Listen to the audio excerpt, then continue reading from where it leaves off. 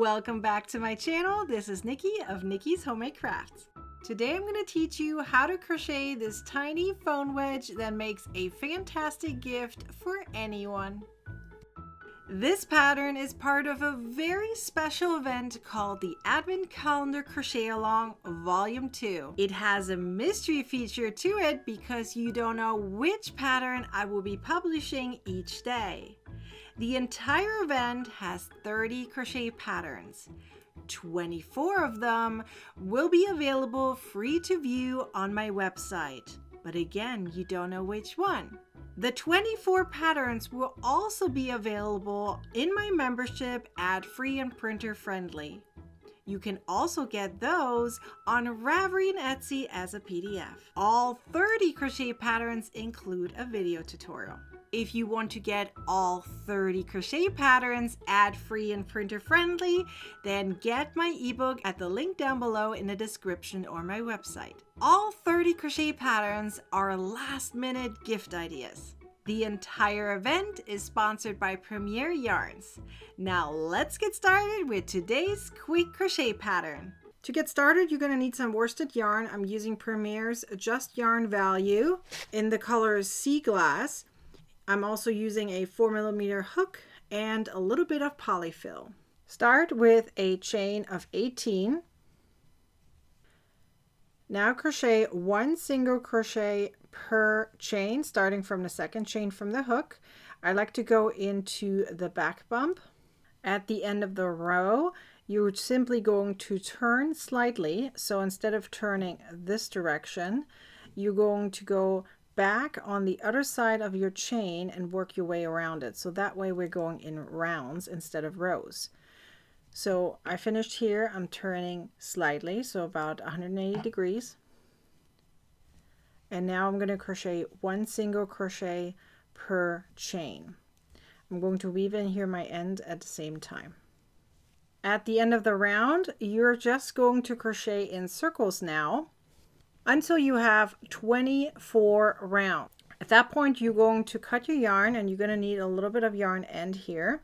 And we're now going to turn our little pouch into a phone wedge. So let me show you how to do this. You're going to take some polyfill, and you're going to make sure it's kind of even and it is roughly the same size as this. Okay, so can turn it a little bit and twist it so it kind of stays in shape. Don't make it too long. And now you're going to tuck it in to the bottom all the way down. You don't want too much, just want a little bit of polyfill.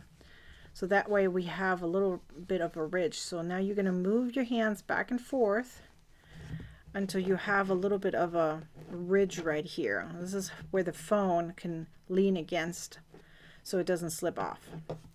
So once you're done with that and you wiggled it all down, so it's roughly 1, 2, 3, 4 rounds, you're now going to take a piece of yarn and a needle, and you're going to sew right across.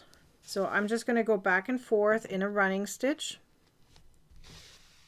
Once you're at the end and you have that little bit of a bulk, which is exactly what we need, we're now going to go 2 rows over and going to do a running stitch again. We need a little bit of a platform here in between so that the phone actually can sit somewhere so it doesn't tumble over.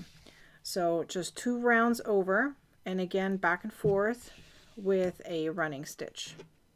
Now we're going to continue, and we're going to make this into an actual wedge. So we need to stuff this, but we don't want to overstuff it. It's very important not to overstuff it. Just enough that we have a platform where your phone can lean against. So about like this. It's not overstuffed. There's still some room here, and we can always add a little bit more later if need be. Now you're going to fold your piece upward. You need to make sure that you finished at your last row about in the center. So in the center of the flat part. So now you're going to fold it upward like so, and you're going to seam this together. I like to use the mattress stitch because it's a little bit more obvious here. So the mattress stitch is done this way. So you're going to hold your piece together. You're going to go from one stitch to another, and then you go back over to the other side from one stitch to another, then back over here from one stitch to another, one stitch to another on the other side, and simply go back and forth. And then when you pull, this closes up neatly. So go ahead and do that. And now you're done with your little phone wedge. Now you can place your phone onto it in either direction.